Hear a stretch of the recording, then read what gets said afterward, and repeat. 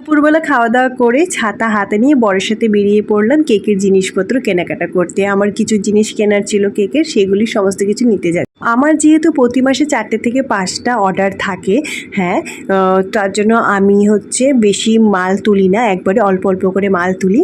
ঈশ্বরের কৃপায়, ঈশ্বর চাইলে কিন্তু একদিন এরকমও হতে পারে যে আমার রোজ 4টে থেকে 5টা কেকের অর্ডার থাকবে, তাই না? হতেই পারে। তো ছোটো থেকে মানুষ বড় হয়, একদিনে তো মানুষ সাকসেস পায় না।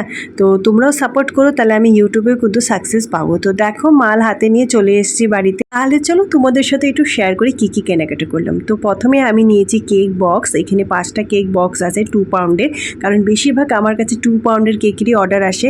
1 পাউন্ডের কেকের জন্য কিন্তু আমি 2 পাউন্ডেরই কেক বেসটা ব্যবহার করি।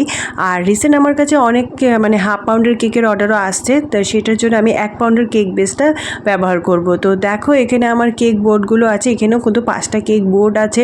আর আছে কিছু টপার নিয়েছি আমি, ডার্ক চকলেটটা চেঞ্জ হয়ে গেছে, 500 গ্রাম হয়েছে এখন, আর প্রাইসটাও বেড়েছে। কেকের না সব জিনিসের দাম বেড়ে গেছে গো। আমার ইলেকট্রিক বিটারটাও খারাপ হয়ে গেছে, তার জন্য একটা নতুন ইলেকট্রিক বিটারও কিনেছি। তো ভিডিও ভালো লাগলে লাইক করবে, চ্যানেলটাকে সাবস্ক্রাইব করবে।